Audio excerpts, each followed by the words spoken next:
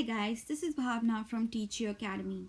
I'm a doctor currently working for the NHS.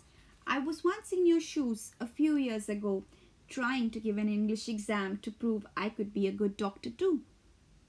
Therefore, today we've set up the Teach You Academy, where a group of doctors and nurses working in NHS and some very brilliant English tutors have collaborated to help out students on the same arduous journey as we were once on.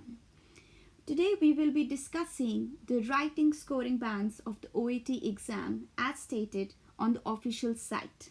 We're looking at the site as we speak. Some people might ask, why this video? The OET writing exam is graded by different examiners. In order to achieve uniformity, reproducibility, and henceforth validity of these scores, examiners are given set standards against which each and every letter is graded. So there's not one person who's grading your exam.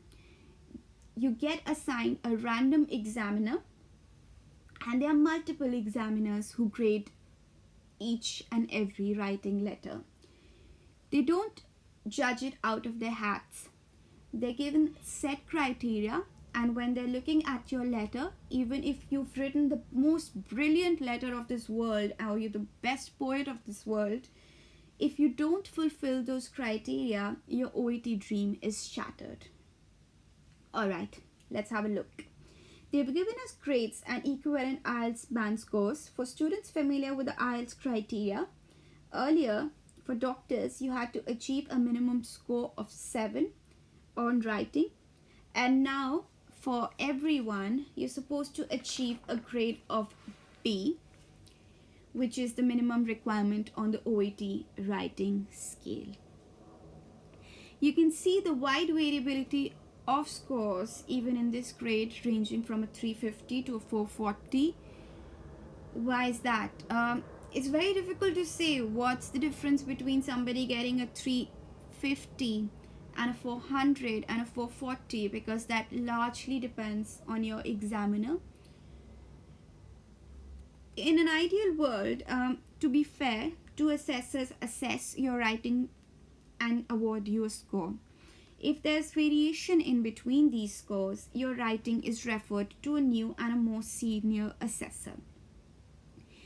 The system tries to give you a fair grade. However, we often find people stuck at scores of 290, which you can see is the highest score in C, but it's not quite as C+. So it's very tricky if you're consistently getting a 290. That is, you should be at C+, but you're not. Or even more frustrating when you're stuck at a 340, which is just 10 minus the minimum requirement. These are the people who keep on giving the exam again and again, wasting their money and getting the same score. Looking at the assessment criteria will give you a good idea of what's lacking. So let's look at it now.